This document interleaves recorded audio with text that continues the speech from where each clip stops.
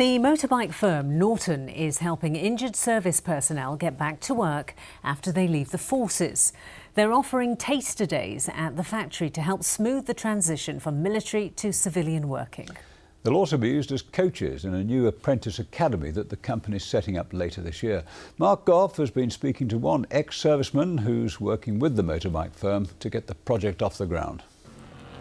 The man who's whizzing around Donington Park at some speed is this chap, Talon Skeels Piggins.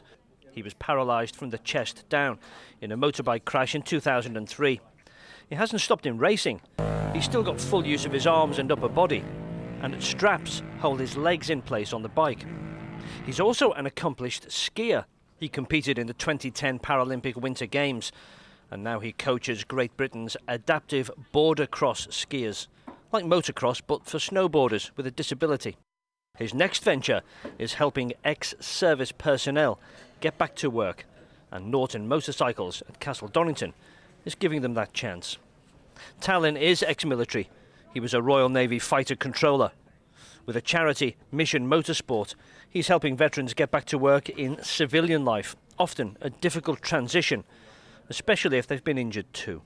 It gives them the confidence to go out there and do something. Quite a lot of people can retreat back inside themselves, sit in a big funk, as it were. It's a lot of depression, but having a work placement, having something to do, having a sense of purpose means I'm going to get out of bed, I'm going to strap on the prosthetic, or I'm going to get in my chair and I'm going to go to work. I'm going to live my life. I'm going to not just simply exist, as a miserable wretch. I have something to do. I have something worthwhile that other people want. It's the idea of Norton boss Stuart Garner. Veterans come and spend time at the factory, and if they like it, they can apply for jobs. Those guys have gone out there and kind of done their thing for the country, and I think as a nation, if you have the opportunity to give these guys a break, to get them back into kind of civvies and employment and a more normalised regular life and lifestyle, I think we should all do a little bit to do that. The company is expanding. They'll make 600 bikes this year, 1,200 next, and later this year they'll have an academy for apprentices. They've asked the government for cash support. One of the aims is to train enough engineers to ensure that every single part that goes into the bikes is British made. We've kind of been working away here at Norton and growing volumes and getting more distribution around the world to get the product out.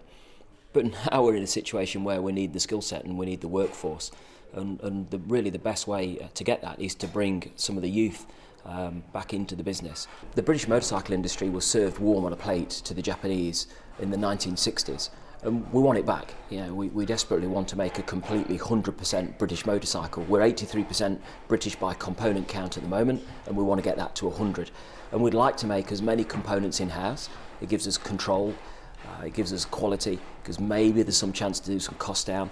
But really that control and that Britishness then runs right through the business. And we've found the problems in growing volume of the business are all supply chain led, and we'd just like to give that supply chain some focus. And at the same time, helping people get back to work. Mark Goff, ITV News. It's a great idea, isn't it? Yeah.